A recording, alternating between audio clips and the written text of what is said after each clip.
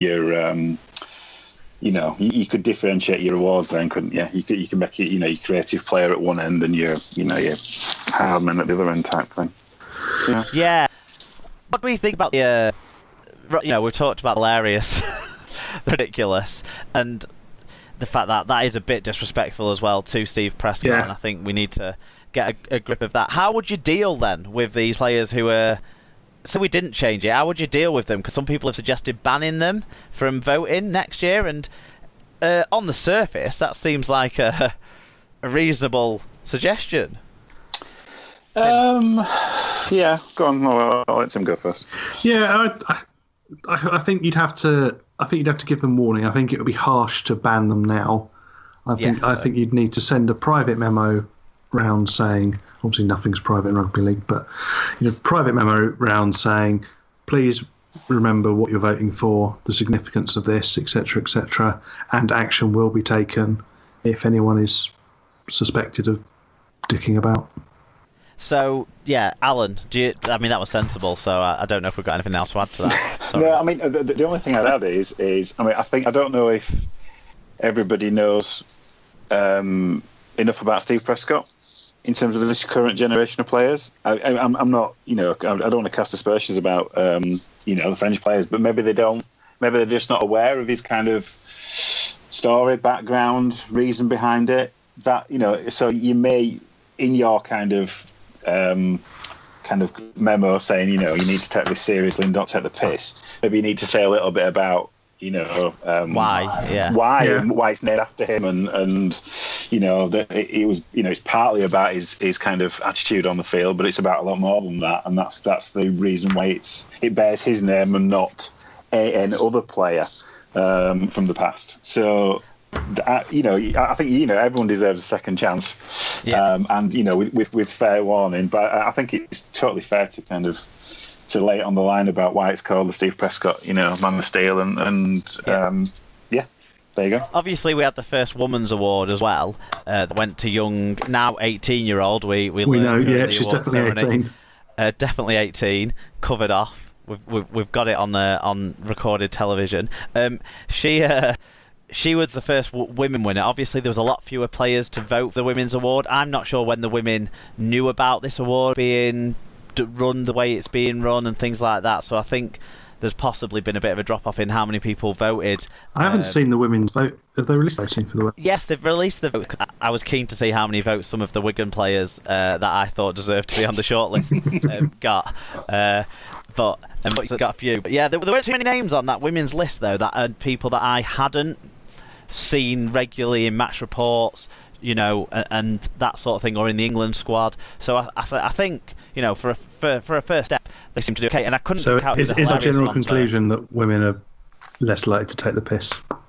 Possibly. There was a few people who looked like they might have been a more experienced player, and they picked the other more experienced players, if you know what I mean. Yeah. So the ladies that have been around the England squad a long time, some of them picked each other, but then again, there was nothing to say that those players didn't have great seasons for their clubs at the same time. So it was a difficult one for having not seen anywhere near as much of that action as we have at the Super League as well, obviously, and not read as much about it and those sorts of things. So the full list of award winners then, the stat-based prizes went Hitman, Top Tackle went to Paul McShane, Meter Maker went to Bill Tupu, Top Gun went to Luke Gale, and Top Try Scorer went to Ben Bob. Now Top Gun, if I'm right, is done on like kicking goal percentage. Kicking percentage, yeah. So why is that one done on percentage, but meters and tackles and things like that aren't done on per game? There must be a minimum amount of kicking attempts and stuff like that, but why did Bill Tupu get top meter maker for making the most meters when he played every game for Tom Davies, who made more meters per game than him across the whole season and played in 20 odd games himself, for example? I just don't get why it applies to one of the four awards and not the others. Obviously, top try scorer should be the person who scores the most tries, and that's fine. Yeah, I don't have a problem with it. It's just weird. Yeah, no. I mean, as far as I'm concerned, Top Gun is the person who kicks the most goals. I have no idea why it becomes a percentage thing, because or the person who does the most aerial tricks. So couldn't it be Tommy Makinson? There you go. Yeah, there you go. No, or should that be the Superman award? Yeah. Foundation of the Year went to the Leeds Rhinos. I think given that they've won trophies in the women's game, given that they've won trophies in the wheelchair game, given that they've launched the PDRL and their LDRL teams and really been big part of the momentum behind that, I think that's a fair enough shout. And then Club and of they've the Year done well on the Warrington PDRL Wolves. and the wheelchair as well. They've expanded both of those this year, so you can't argue with that.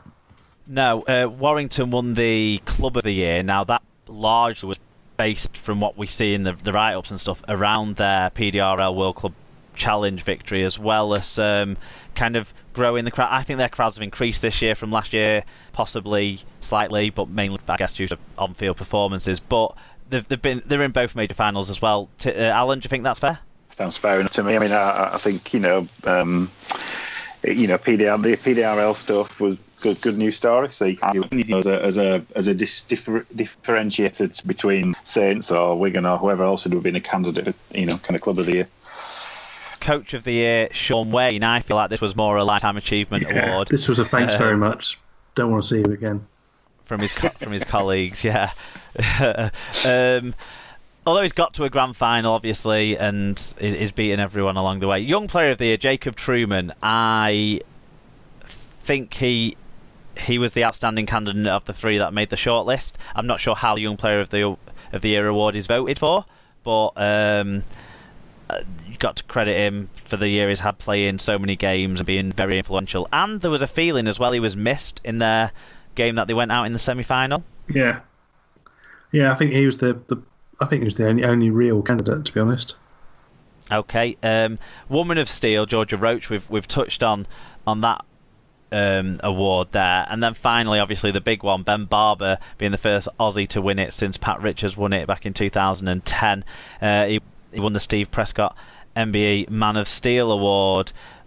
How do we feel about this? Because there's been a lot of discussion around, and lots of people, the vocal minority, as it were, online have been saying that, John Bateman was robbed, or it should have been James Roby, or what have you. I'll start with you, Tim. Do you think this was a fair award over the balance of the whole season?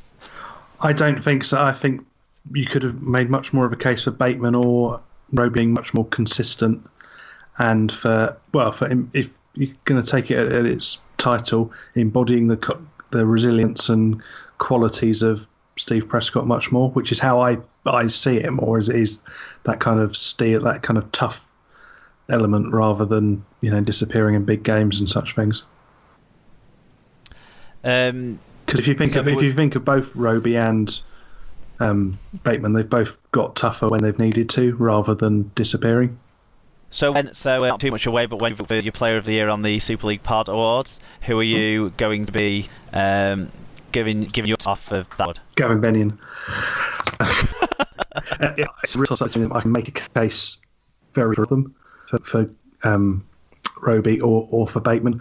I'm probably tipping towards Bateman, just for the graft and the work rate and the ultimate success that he's had. Okay, Alan, same questions to you. Do you think Ben Barber was a fair award, and if not, who would you have given it to? See, I it's a long time ago, but I think in pre-season predictions, I think I predicted Bateman for Man of Steel. I'd be almost certain that I did. So, I'm opening spreadsheets. That'll slow the Skype connection down. Don't do it, but I'm fairly certain I did pick. I don't see a reason to change that decision. I think from a consistency point of view, he probably was the most consistent player. Even in some of your kind of, he's often than not. Barber's an outward he gets the attention, but I think overall, I would have given it to Bateman, probably on the balance. Personally, I'd have voted for James Roby. That would have been my call for Man of Steel, for Player of the Year. I think he's had the most influence over the whole season in the best team over the whole season. So, you didn't vote, Alan, in the Super League Pod pre-season predictions. Oh, maybe you did. Hold on. No, I've got a filter on the spreadsheet. Focus, kids. Did you just vote as Alan? Did you think that's it? You don't now that you're a co-host, you don't. To be honest with you, I might have gone on this because it obviously was your kind of team preview, wasn't it? So you'd come on with the low scum down in the Championship and League One. So. Champion, you picked Bateman, you did. I think Ben Barber, though, was, when he was the best player in the league, which was for about half the season, he was absolute best player in the league. So although Ben Barber at the time was second best player in the league, and was therefore still at that calibre across, whereas Ben Barber, when he wasn't the best player in the league, wasn't even in the top 10 for like the 8 or 10 games where he disappeared. I still think that Ben Barber did enough in the best player in the league to still deserve what he's got, even though I tipped James Roby before the start of the season and would have voted for James Roby at the end. I've only just seen that now when I've got this prediction spreadsheet up. So there you go. We all would have picked one of the three, wouldn't we? Differently at the end as it comes. It's very interesting. So I think it's fair dues in the end, right? And if the player who picked all his mates from down under was Luke Douglas, I'm not sure did play with him at the Gold Coast Titans, but David Mead and Tyrone Roberts undoubtedly did play with him at the Gold Coast Titans. Akuma Tai went for Zeb Tyre. I don't know if he was just looking for the name that was most similar to his own in that one. But yeah, the final award should be given out really in the Steve Prescott Man of Steel. It's the biggest disrespect to Steve Prescott Man of Steel, and that award goes to Toby King of the Warrington Wolves. So congratulations, Toby King, you have let yourself down. I think on positive, it is good that they do release the voting. Yeah, at least it's open, I suppose. At least it's open. It would be nice if someone at the RFL had gone through and just tidied up the spelling and made sure that they're all the same. They don't do that when they do the disciplinary stuff. So I don't know how they can keep track of who's had the penalty notice already, because they spell the club names differently, they spell the player names differently. So it's just what I've come to expect from the RFL admin, to be honest. Yeah, typical stuff. Yeah. Well, one other thing I think we could talk is that Robert Hicks has been named as the referee for the final. Yeah, they used to do a Referee of the Year award, didn't they, at the Steel Award? I'm sure. I was tracking it, thinking, I'm sure that I don't misremember that. Yeah, they used. I agree to do that. So if they didn't have how they announced that award by giving that person the grand final, I'm not. We spoke about this on this week's show. I'm not sure he's been my favourite match official, and Cass, who goes to Wigan games with me, really doesn't like Robert Hicks. And what I'm worried about is something going against us. The anti-Robert Hicks fan club is quite a big group, isn't it? Yeah, but I'm worried about something going against us in the game and Cass just losing his shit at Robert Hicks and then not being able to watch the rest of the game in any sort of sensible way. Like, when he brings his kids, he normally doesn't lose it, but in the game that Robert Hicks refereed in the Super 8s late on, I think it might have been the Hull FC game, Cass lost his marbles. That was obviously a penalty, but it was to Hull, and he was so fed up of him not giving it to Wigan, he went nuts. He kicked the chair in front. It was empty. He didn't hurt anyone. But I was really shocked that I did that. But yeah, there's nothing else has been announced about Referee of the Year. But Richard Thompson, he's the Speedo guy, isn't he?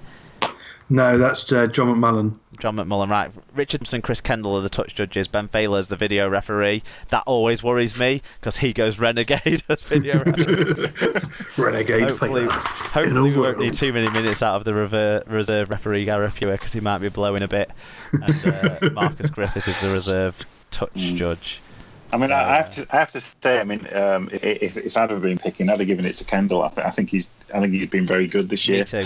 Kendall has been brilliant. Certainly, I think he's improved in the last 6 or 8 weeks as well.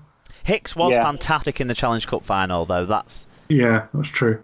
That was one of the best refereeing performances of the season in a big game. Chris Kendall, though, that on Sunday was also similarly good. But